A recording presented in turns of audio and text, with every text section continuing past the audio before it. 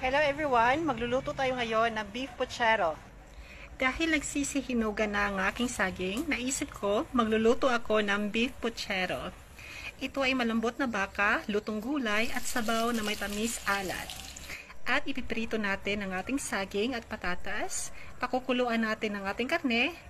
Habang nag-aantay, naisip ko magsisibak muna ako ng kahoy.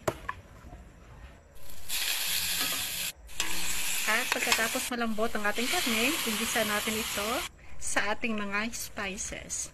Lagyan natin ng sauce, tomato sauce, at ilagay natin ang pinilitong saging at patatas. Ilagay natin ang mga gulay, at ito na po ang ating malasang beef puchero. If you like this video guys, please follow and share. Daghang salamat!